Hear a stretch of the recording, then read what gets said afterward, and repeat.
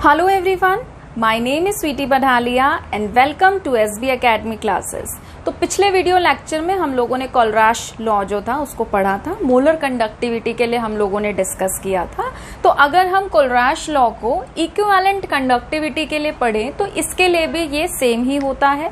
अगर आपको equivalent conductivity निकालनी है किसी इलेक्ट्रोलाइट की तो आप क्या करेंगे, कैटायन और एनायन के जो इनफाइनाइट डाइल्यूशन की कंडक्टेंस की वैल्यू है उसको सम अप कर देंगे। ठीक है, तो देखिए इसकी क्या डेफिनेशन होती है। The equivalent conductivity of an electrolyte eight infinite dilution is the sum of two values, one depending upon the cation and one depend upon the anion। ठीक है, तो बिल्कुल सिंपल है, जैसे हमने मोलर कंडक्टिविटी के लिए पढ़ा था वैसे ही हमारा ये इक्विवेलेंट कंडक्टिविटी पे भी एप्लीकेबल होता है। ठीक है, तो चलिए अब हम लोग डिस्कस करेंगे एप्लीकेशन ऑफ कोलराश लॉ। ठीक है, तो पहला एप्लीकेशन देखिए कोलराश लॉ का, calculation of molar conductivity eight infinite dilution for weak electrolyte. ये हम ऑलरेडी डिस्कस कर चुके हैं, जो मैंने आपको इसके दो न्यूमेरिकल्स कराए थे तो उसमें से एक न्यूमेरिकल जो था कोलराश लॉ का वो एप्लीकेशन वाला ही था। ठीक है, तो देखिए एप्लीकेशन में जैसे इसका मतलब क्या है, हम लोगों ने जब ग्राफ डिस्कस किया था, मैंने आपको एक स्ट्रॉन्ग इलेक्ट्रोलाइट और एक वीक इलेक्ट्रोलाइट का ग्राफ बताया था,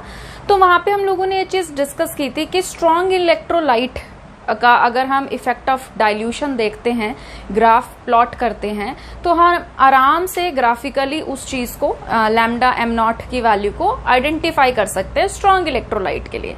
बट वही चीज अगर हम वीक इलेक्ट्रोलाइट के लिए अप्लाई करने की कोशिश करते थे तो हमारा जो ग्राफ था वो इस तरीके से जाता था। तो हम ये कहते थे कि ग्राफिकली या फिर एक्सपेरिमेंटली हम वीक इलेक्ट्रोलाइट के लैम्डा एम नॉट की वैल्यू नहीं निकाल पाते थे।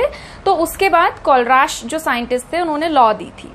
ठीक है, तो यहां तक हम लोगों ने डिस्कस किया था। फिर हम लोगों ने ये चीज कहा था कि अगर हमें वीक इलेक्ट्रोलाइट के लिए लैम्डा एम नॉट की वैल्यू निकालनी है तो हम क्या कर सकते हैं, उसकी वैल्यू लैम्डा एम नॉट की वैल्यू स्ट्रॉन्ग इलेक्ट्रोलाइट के कंडक्टिविटी से निकाल सकते हैं। कैसे, देखो हमने इस पे एक न्यूमेरिकल भी कर लिया था, हम एक और एग्जाम्पल डिस्कस कर लेते हैं।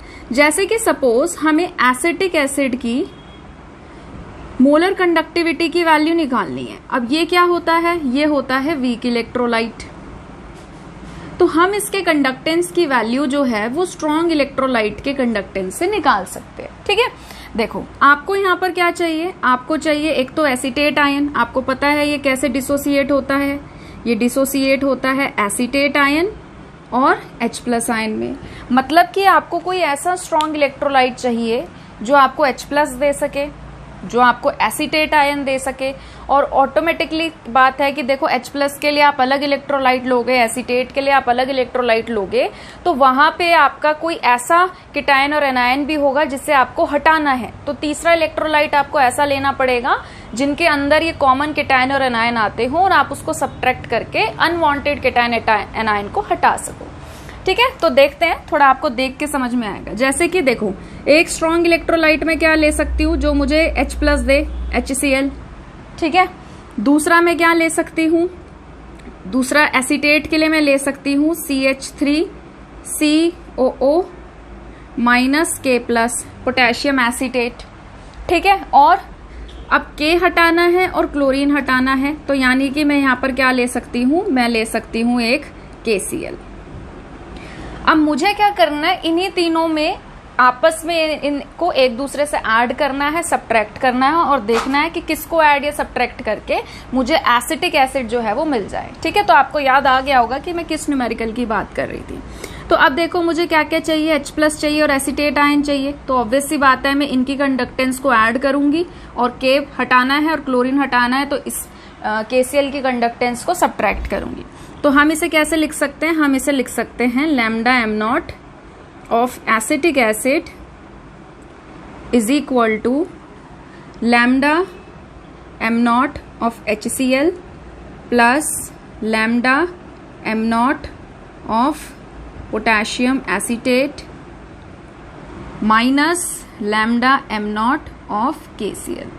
ठीक है, अब आप इनको तोड़ के लिख सकते हो। कैटायन एनायन के लिए लिखेंगे तो छोटे वाला लैम्डा यूज करेंगे, तो हम लिख सकते हैं lambda naught of H+ plus में lambda naught of Cl- plus में lambda naught of acetate ion plus lambda naught of K plus minus lambda naught of K plus में lambda naught of Cl minus. ठीक है, तो जब आप bracket हटाएंगे तो साइन चेंज हो जाएंगे, तो ये प्लस का माइनस का हो गया और ये वाला भी माइनस का। तो पोटेशियम कट गया, KCl जो था, सॉरी क्लोरीन जो था ये भी कट गया, तो आपका क्या आ गया, lambda naught of H plus में lambda naught of acetate ion. तो यही तो हमें निकालना है। ठीक है, तो यानी कि ये इसकी पहली एप्लीकेशन थी कि भाई हम यहाँ से वीक इलेक्ट्रोलाइट के लिए भी इनफाइनाइट डाइल्यूशन पे मोलर कंडक्टिविटी की वैल्यू निकाल सकते हैं, जो कि हमारे लिए एक्सपेरिमेंटली या फिर ग्राफिकली, ग्राफ भी तो आप तभी बनाओगे ना जब एक्सपेरिमेंटली उसको परफॉर्म करके देखोगे। तो एक्सपेरिमेंटली जो चीज हमारे लिए पॉसिबल नहीं थी, कोलराश लॉ ने उसको थ्योरेटिकली प्रूव करके दिखा दिया। सेकेंड एप्लीकेशन है कोलराश लॉ की, calculation of degree of dissociation. ये चीज भी हम लोग ऑलरेडी डिस्कस कर चुके हैं। मैंने आपसे डिस्कस किया था अल्फा, मैंने आपको बताया था कि जो इलेक्ट्रोलाइट है वो दो टाइप के होते हैं, strong electrolyte and weak electrolyte. Strong electrolyte completely dissociate हो जाता है, इसीलिए वहां पे हमारे अल्फा की वैल्यू 1 आती है, जबकि वीक इलेक्ट्रोलाइट हमारा कंप्लीटली डिसोसिएट नहीं होता है, तो वहां पे अल्फा की वैल्यू काफी ज्यादा कम आती है 1 से। यहाँ तक हम लोगों ने डिस्कस कर लिया था। अगर आप लोगों ने पिछला लेक्चर नहीं देखा है तो आप उसको देख के आ जाइए, वहां पे मैंने ये चीज समझा रखी है। ठीक है, अब देखिए वीक इलेक्ट्रोलाइट जो है वो नॉर्मली कंप्लीटली डिसोसिएट नहीं करता, बट जैसे जैसे हम डाइल्यूशन करते हैं तो उसका डिसोसिएशन क्या हो जाता है, ज्यादा, जिसकी वजह से उसकी जो कंडक्टेंस की वैल्यू है वो ड्रास्टिकली इंक्रीज करती है। ठीक है, तो अगर हम यहाँ से अल्फा के लिए, वीक इलेक्ट्रोलाइट के लिए अगर अल्फा का फॉर्मूला निकालना चाहें तो हम क्या करते हैं, नीचे क्या रखते हैं, इनफाइनाइट डाइल्यूशन। क्योंकि इनफाइनाइट डाइल्यूशन हम किसको कहते हैं कि जब वो मैक्सिमम, कि भाई आप जितना इसमें डाइल्यूशन अब और करो, कितना भी करते रहो, बट अब जो भी उसको मैक्सिमम कंडक्टेंस की वैल्यू शो करनी थी या रीच करनी थी वो कर चुका। ठीक है, हम ये अज्यूम करके चलते हैं कि इनफाइनाइट डाइल्यूशन हमारी वो स्टेज है जिसमें ऑलमोस्ट हमारा डिसोसिएशन वीक इलेक्ट्रोलाइट का हो चुका है। और अपॉन में ऊपर में हम क्या रखते हैं, ऊपर रखते हैं हम मोलर कंडक्टिविटी की वैल्यू जो उसकी किसी कॉन्सेंट्रेशन पे है।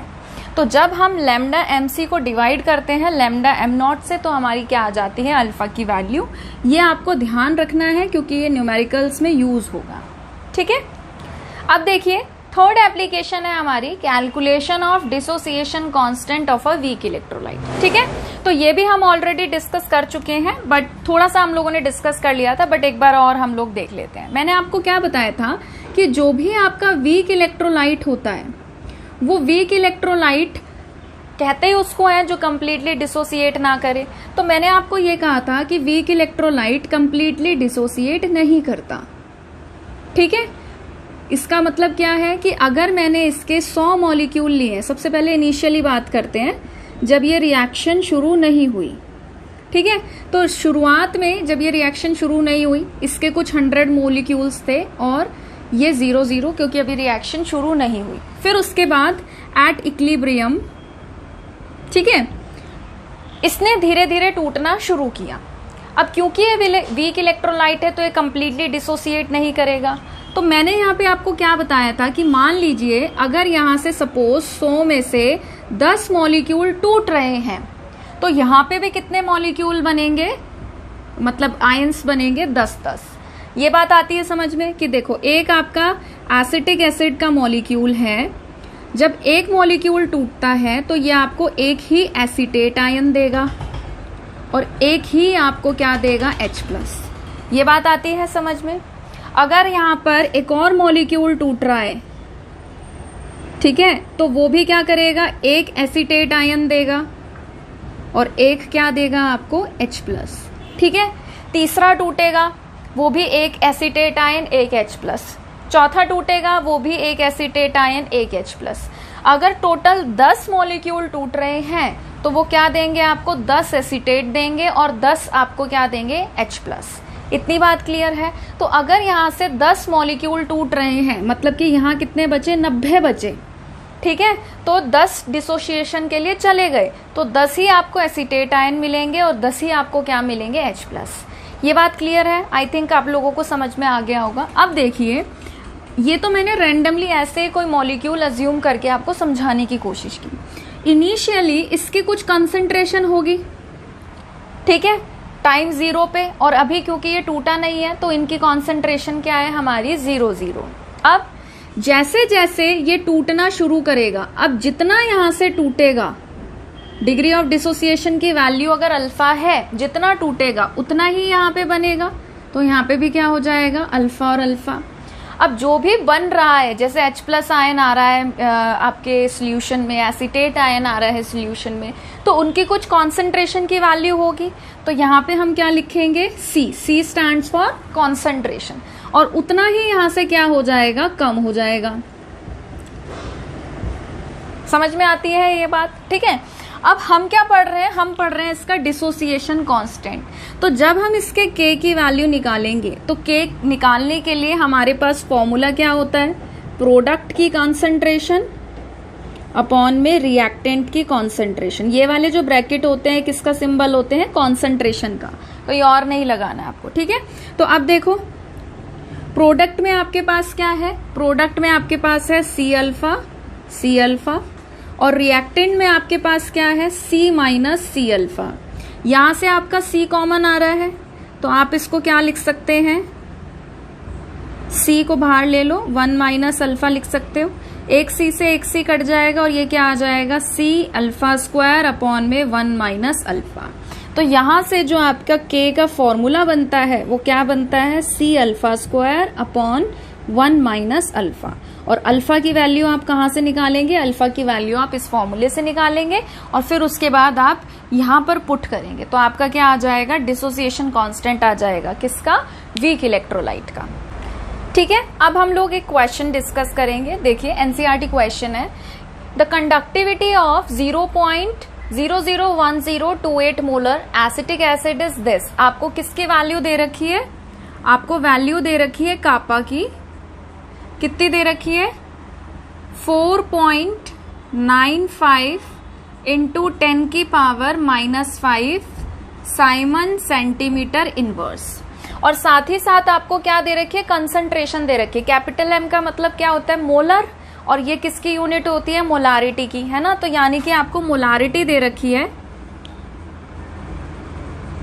मोलारिटी की क्या वैल्यू है, 0.001028 मोलर।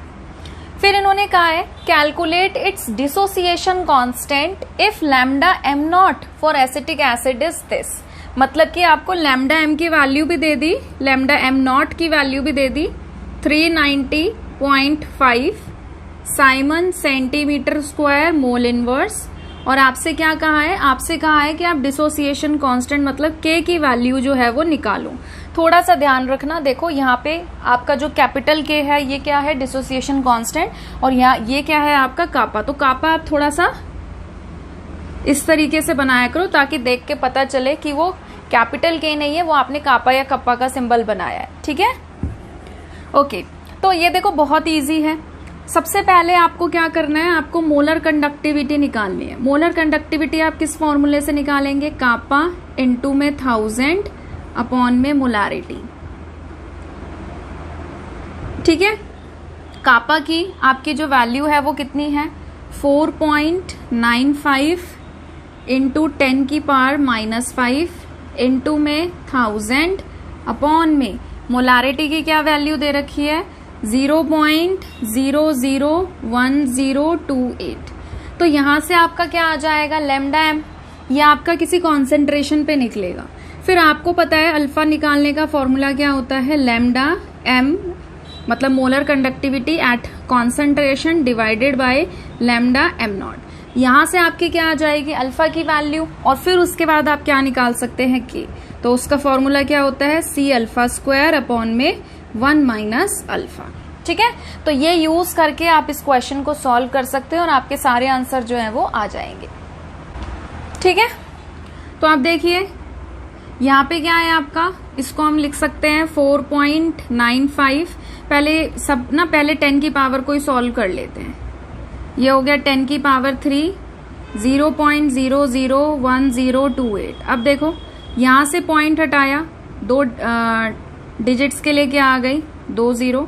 यहां से पॉइंट हटाया, 1 2 3 4 5 6, क्या आ गया 10 की पावर 6।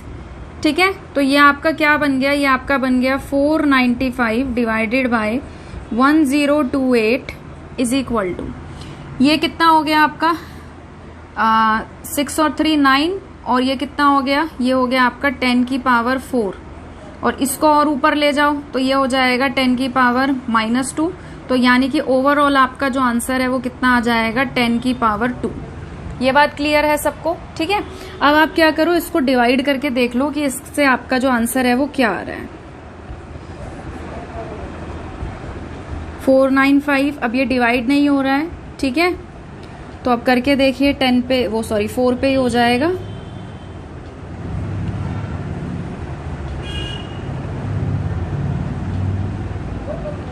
ठीक है, तो ये कितना आ गया 4 पे 4112।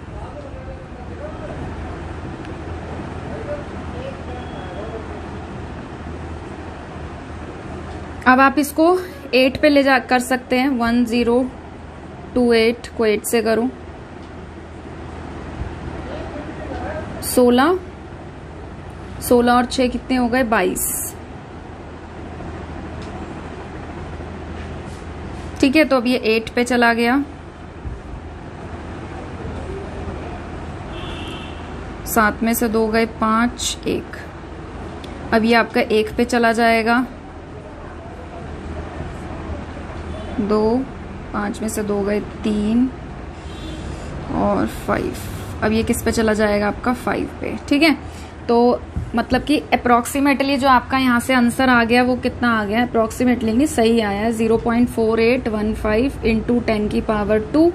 तो ये कितना हो जाएगा आपका 48.15, क्या निकाल रहे थे, लैम्डा एम ना, Simon centimetre square mole inverse. ठीक है, तो यहाँ से आपने क्या निकाल लिया, यहाँ से आपने लैम्डा एम निकाल लिया। अब आप यहाँ पे वैल्यू पुट करो तो ये क्या हो जाएगा, लैम्डा एम की वैल्यू आ गई 48.15 divide by lambda M not आपको कितना दे रखा है, ये दे रखा है आपको 390.5। करिए इसको डिवाइड और देखिए क्या आंसर आ रहा है। ठीक है, तो जब आप इसको सॉल्व करेंगे तो आप सॉल्व करके देख लेना, क्योंकि मैं कैलकुलेशन करती हूँ तो वीडियो जो है बहुत ज्यादा लंबी हो जाती है। ठीक है, तो मैं इतनी ज्यादा कैलकुलेशन नहीं कर सकती, वीडियो को लंबा नहीं बना सकती, तो आप इसको कैलकुलेट करके देख लेना। अल्फा जो है वो आपका आएगा 0.1233। वो तो देखो आपको देख के भी पता चल रहा है कि जब आप इसको 3 को इस 4 से डिवाइड करोगे तो आपका जो आंसर है वो 1 में ही कुछ आएगा। और ऑब्वियसली बात है 48 को 390 से डिवाइड करें तो 0.1 तो आना ही है। तो आगे के भी आप डिजिट्स निकाल के देख लेना। फिर आप जब अल्फा की वैल्यू निकाल लोगे, अल्फा की वैल्यू को पुट करना, कॉन्सेंट्रेशन की वैल्यू आपको गिवन दे ही रखी थी, ये पुट करना, और यहां से आपका जो आंसर है वो कितना आ जाएगा 1.78 into 10⁻⁻5 mole litre inverse. Next question देखते हैं, ये भी आप ही को करना है, बस मैं थोड़ा सा आपको इनिशिएट करके दे दूंगी, उसके बाद आप खुद ही सॉल्व करिए। ठीक है, तो क्वेश्चन में देखिए, क्वेश्चन में क्या है, the molar conductivity of this, आपको क्या दे रखा है, कॉन्सेंट्रेशन की वैल्यू दे रखी है। मोल पर लीटर का मतलब क्या दे रखा है, मोलारिटी। तो मोलारिटी की वैल्यू आपको क्या गिवन है, वो दे रखी है 0.025 मोलर। मोल पर लीटर को मोलर भी हम बोल सकते हैं। मोलर कंडक्टिविटी की वैल्यू आपको गिवन है, मोलर कंडक्टिविटी की वैल्यू है lambda M at concentration is 46.1 siemens centimetre square mole inverse. मतलब इस टाइम आपके पास इनफाइनाइट डाइल्यूशन वाली मोलर कंडक्टिविटी की वैल्यू नहीं है।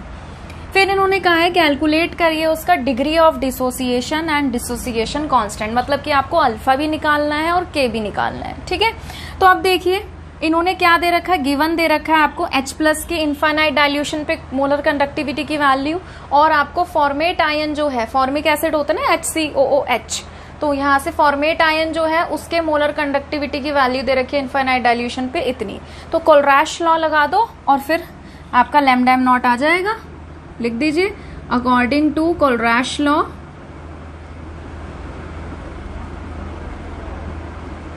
ठीक है, तो क्या हो जाएगा आपका ये lambda M naught for formic acid will be equal to lambda naught of H+ ion plus में lambda naught of formate ion. ठीक है। तो H प्लस आयन का कितना वैल्यू दे रखा है आपको? दे रखा है 349.6 और फॉर्मेट आयन का कितना दे रखा है आपको? 54.6। ऐड कर दीजिए।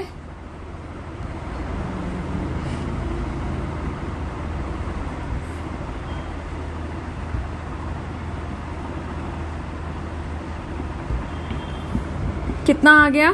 404.2 Simon centimetre square mole inverse. ठीक है, अब दोनों लैम्डा आ गए आपके पास। अब आप क्या निकाल सकते हो? अब आप अल्फा निकाल दो। अल्फा का फॉर्मूला क्या है आपको पता ही है, लैम्डा एम सी अपॉन में लैम्डा एम नॉट। तो इसकी वैल्यू क्या है आपकी? इसकी वैल्यू है 46.1 डिवाइडेड बाय कितना है ये? 404.2। इसको डिवाइड करो। अल्फा की वैल्यू यहाँ से भी आपकी ना देखो वही 0.1 ही कुछ आएगी, देख के ही पता चल रहा है। और k की वैल्यू फिर आप कैसे निकाल सकते हो? c अल्फा स्क्वायर अपॉन में 1 माइनस अल्फा। तो इसको सॉल्व करो, वीडियो को पॉज करो और मैं आपको आंसर बता देती हूँ, फिर आप आंसर मैच करके देखना कि आपका यही आंसर आ रहा है कि नहीं आ रहा है। ठीक है, तो जब आप सॉल्व करके देखेंगे तो अल्फा की वैल्यू आएगी 0.1140। फिर जब आप इसको k की जगह पुट करेंगे, मतलब k वाले फॉर्मूले में आपने कंसंट्रेशन और अल्फा की वैल्यू जब आप पुट करके इसको सॉल्व करोगे तो आपका जो k है उसकी वैल्यू क्या आएगी? 3.67 इंटू 10 की पावर -4 मोल लीटर इनवर्स। अच्छा, एक चीज का और ध्यान रखना है, क्योंकि आपने यहाँ पे जो डिसोसिएशन कांस्टेंट निकाला है ये आपने किसका निकाला है? ये आपने एसिड का निकाला है। ठीक है, तो यहाँ पे आप लोग क्या लिखोगे? Ka। बेस के लिए हम लोग क्या लिखते हैं? Kb। ठीक है, ठीक है। तो अब ये वाला जो क्वेश्चन है ये भी एनसीईआरटी है और ये क्वेश्चन मैं आपको दे रही हूँ होमवर्क में, तो आप इसे खुद से ट्राई करेंगे। और ये जो है ये मैंने आपको आंसर्स बताए हैं। आंसर्स बताने का मोटिव ये है ताकि आप क्रॉस चेक कर सको कि जो आप सॉल्व करोगे वो यही आ रहा है कि नहीं आ रहा है। बिल्कुल मुश्किल नहीं है, आपको कापा दे रखा है। ठीक है, कापा की वैल्यू दे रखी है, आपको कंसंट्रेशन दे रखा है। आप आराम से मोलर कंडक्टिविटी का फॉर्मूला यूज करके लैम्डा एम निकाल सकते हो। फिर उसके बाद आपको क्या निकालना है? लैम्डा एम नॉट दे रखा है, आपको अल्फा निकालना है। आप आराम से फॉर्मूला यूज कर सकते हो और डिसोसिएशन कांस्टेंट भी आप आराम से निकाल सकते हो। ठीक है, सी अल्फा स्क्वायर अपॉन में 1 माइनस अल्फा करके। तो ये आपका होमवर्क है। और अगर आपसे ये क्वेश्चन नहीं होता है, हो तो जाएगा, बट अगर आपसे ये क्वेश्चन में आंसर ये नहीं आता है तो आप मुझे जल्दी से जल्दी कमेंट सेक्शन में लिख के बताएंगे कि आपसे ये क्वेश्चन नहीं हुआ है, क्योंकि इसके बाद जो मैं 12th का वीडियो डालूंगी, अगर आप लोग कमेंट करके मुझे बताओगे तो मैं उस नेक्स्ट वीडियो के स्टार्टिंग में इस क्वेश्चन को सॉल्व करके आप लोगों को बता दूंगी। ठीक है, बट अगर आप लोग मुझे 1 हफ्ते बाद 2 हफ्ते बाद बता रहे हो कमेंट करके कि मैम ये क्वेश्चन नहीं हो रहा है और आप इसको सॉल्व करा दो, तो ऐसे नहीं हो सकता। क्योंकि अगर आपको किसी न्यूमेरिकल में प्रॉब्लम है और ये होमवर्क मैं आपको दे रही हूँ तो ये आपको आज ही करना है। अगर आपको कोई दिक्कत है मुझे कमेंट सेक्शन में बताइए, अगले वीडियो में स्टार्टिंग में ही मैं इस न्यूमेरिकल को सॉल्व करके आपको बता दूंगी। ठीक है, और अगर हो जाता है तो ये तो सबसे बेस्ट है। ठीक है, लास्ट एप्लीकेशन है हम लोगों की कोलरैश लॉ की, और वो क्या है? Calculation of solubility of a sparingly soluble salts. अब ये वाली जो एप्लीकेशन है ये आपके एनसीईआरटी सिलेबस में नहीं है, बट अगर आप एंट्रेंस दोगे नीट का या फिर जेई एडवांस का या मेंस का, तो वहां पे आपको इस पे बेस्ड क्वेश्चन मिल सकता है। और क्योंकि एक छोटा सा फॉर्मूला है तो देखने में क्या बुराई है। अब सबसे पहले स्पैरिंगली सॉल्युबल सॉल्ट्स क्या होते हैं ये हम 11th में इक्विलिब्रियम चैप्टर में पढ़ते हैं, बट फिर भी हम लोग रिवाइज कर लेते हैं। कुछ हमारे ऐसे सॉल्ट्स होते हैं, कौन कौन से, जैसे कि सिल्वर क्लोराइड है, बेरियम सल्फेट है, लेड सल्फेट है, जो वाटर के अंदर डिजोल्व नहीं होते हैं अच्छे अमाउंट में। तो जब भी हम इनका सोल्यूशन बनाते हैं, ठीक है, तो हम उसको कंसीडर करते हैं उनके इनफाइनाइट डाइल्यूशन को। स्पैरिंगली सॉल्युबल है मतलब कि अगर वो कंप्लीटली डिसोसिएट नहीं हो रहे हैं, ऑटोमेटिकली हम उनका क्या देखेंगे? Infinite dilution. तो यानी कि जब हम बात करते हैं, जैसे कि अगर हमें मोलर कंडक्टिविटी निकालनी है तो इसका फॉर्मूला हमारा क्या होता है? कापा इंटू में 1000 अपॉन में क्या होता है? मोलारिटी। बस यहाँ पे क्या होता है? मोलारिटी की जगह आ जाता है वर्ड सॉल्युबिलिटी, क्योंकि ये सॉल्ट है, डिजोल्व होंगे जितने भी अमाउंट में हो रहे हैं, कम ज्यादा, ठीक है, ज्यादा तो होते नहीं, कम ही होते हैं। तो हम क्या चेक करते हैं? हम चेक करते हैं इनकी सॉल्युबिलिटी। सॉल्युबिलिटी को वहां ले जाइए तो ये क्या फॉर्मूला बन जाता है आपका, ये बन जाता है solubility is equal to kappa into में 1000 अपॉन में लैम्डा एम नॉट। ठीक है, तो इस फॉर्मूले को भी आप ध्यान रखिए क्योंकि एंट्रेंस वगैरह में इस फॉर्मूले पे बेस्ड क्वेश्चंस आते हैं, तो ये आपको पता होना चाहिए। अब क्योंकि यहाँ पे मुझे आपको एक छोटी सी बात बतानी है या आप कह सकते हो कि सिखानी है, तो इसीलिए मैंने ये न्यूमेरिकल जो है लिया है। ठीक है, अब देखो इन्होंने कहा है the conductivity of a saturated solution of AgCl at 288 is found to be this. आपको किसकी वैल्यू दे रखी है, आपको कापा की वैल्यू इन्होंने दे रखी है। और कापा की वैल्यू कितनी दे रखी है, कापा की वैल्यू दे रखी है 1.382 इंटू 10 की पावर -6 साइमन सेंटीमीटर इनवर्स। इन्होंने कहा है कि आप इसकी सॉल्युबिलिटी निकालो। सॉल्युबिलिटी निकालने का हमारे पास फॉर्मूला क्या होता है बताइए। सॉल्युबिलिटी निकालने का हमारे पास फॉर्मूला होता है कापा इंटू में 1000 अपॉन में मोलारिटी, सॉरी अपॉन में लैम्डा एम नॉट। ठीक है, अब देखिए आपको क्या निकालना है, आपको लैम्डा एम नॉट निकालना है। तो लैम्डा एम नॉट के लिए आप क्या लगा सकते हैं, आप यहां पर लगा सकते हैं कोलराश लॉ। ठीक है, तो आप क्या करेंगे, आपको किसका निकालना है, AgCl का निकालना है। तो उसके लिए आपका क्या बन जाएगा, lambda naught of Ag plus plus में lambda naught of Cl minus. तो वैल्यूज आपको दे रखी है 61.9 प्लस 76.3, ऐड कर दीजिए और देखो कितना आ रहा है। खुद भी आप लोग किया करो, ठीक है, क्योंकि मुझे नहीं सीखना है, आप लोगों को सीखना है। 3 और 13, तो इसका जो है कितना आ गया आंसर 138.2। अब यहाँ पे पुट कर दें, चलिए करते हैं। कापा की वैल्यू है आपकी 1.382 इंटू 10 की power -6 into 1000 upon lambda M not आपका कितना आया, लैम्डा एम नॉट आया आपका 138.2। जीरो को सॉल्व करेंगे, यहां से पॉइंट हटाया 1 2 3, नीचे आ गया 1000, यहां से पॉइंट हटाया आ गया 10। ठीक है, अब 1000 से 1000 कैंसिल हो गया, ये पूरा कट गया, आ गया 10 की पावर -6 इंटू में 10, तो क्या आ गया 10 की पावर -5। ठीक है, तो आंसर आ गया है ना, यही आएगा, ये नहीं आएगा। ठीक है, बस यही चीज मुझे आपको बतानी है।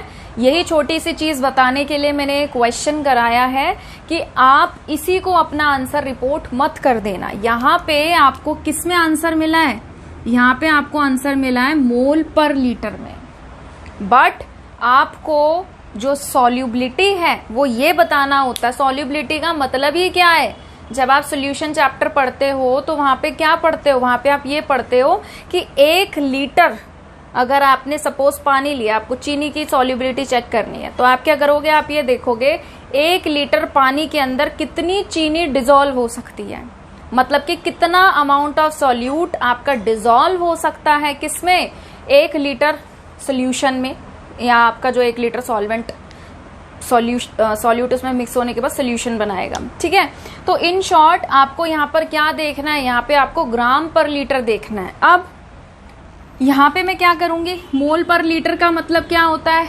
मोलारिटी। अगर मैं मोलारिटी को मोलर मास से मल्टीप्लाई कर दूं तो क्या आ जाएगा मेरे पास आ जाएगी स्ट्रेंथ, और स्ट्रेंथ ही तो हमें निकालनी है। स्ट्रेंथ का फॉर्मूला क्या होता है, ग्राम पर लीटर। ठीक है, तो मोलारिटी कितनी आई 10 की पावर -5 इंटू में मोलर मास किसका निकालना है, AgCl का। सिल्वर का मास कितना होता है 108, और क्लोरीन का कितना मास होता है 35.5। ऐड कर दीजिए, कितना आ गया 143.5, तो यह आ गया आपका 143.5 इंटू 10 की पावर -5।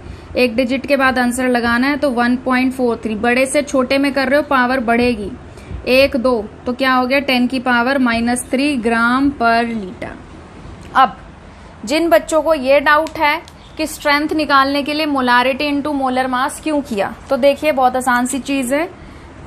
मोलारिटी इनटू में मोलर मास क्यों किया, ठीक है। मोलारिटी जो है वो क्या होता है, मोल्स ऑफ सॉल्यूट अपॉन में volume of solution in litre into में मोलर मास।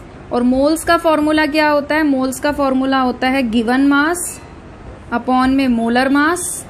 फिर नीचे क्या चल रहा है, वॉल्यूम इन लीटर चल रहा है, और ऊपर क्या चल रहा है, मोलर मास। मोलर मास से मोलर मास कट जाता है तो आपका क्या आ जाता है, गिवन मास, जो कि हम ग्राम में लेते हैं, और वॉल्यूम ऑफ सॉल्यूशन हमारा किसमें, लीटर में। तो यही तो हमें निकालना है, यही तो आपका क्या होता है, यही आपका स्ट्रेंथ होता है, यही आपका क्या है, सॉल्युबिलिटी। तो ये चीज आपको ध्यान रखना है, ठीक है, कि आप 1 लीटर के अंदर कितना अमाउंट ऑफ सॉल्यूट ग्राम में डिसॉल्व कर रहे हो, वो आपको आंसर बताना है। तो यहाँ से जो आपकी वैल्यू आई है वो मोल पर लीटर में आई है, बट आपको मोल पर लीटर में नहीं आंसर रिपोर्ट करना है, आपको किस में रिपोर्ट करना है, ग्राम पर लीटर। सॉल्युबिलिटी का मतलब ही वही होता है, ठीक है। तो बस आप यही चीज जो मुझे लगता था कि अगर मैं नहीं बताऊंगी तो शायद आप गलती कर सकते हो, तो इस चीज को आपको ध्यान में रखना है। अगर आप क्वेश्चन देखोगे तो एमसीक्यू वगैरह में आप सॉल्व करके बैठ जाओगे 10 की पावर -5 और ऑप्शंस में दे रखे होंगे ऐसे कुछ ऑप्शन, और आप परेशान होते रहोगे कि आंसर क्यों नहीं आ रहा है। तो इस चीज का आपको खास ध्यान रखना है कि जो भी आपका आंसर आएगा उसको आप क्या करोगे, मोलर मास से मल्टीप्लाई करोगे, तब जाके आपकी सॉल्युबिलिटी की वैल्यू आएगी, ठीक है। तो अगर आपको ये वीडियो पसंद आया है तो प्लीज इसे लाइक करिए, शेयर करिए और चैनल को सब्सक्राइब करिए। Thank you.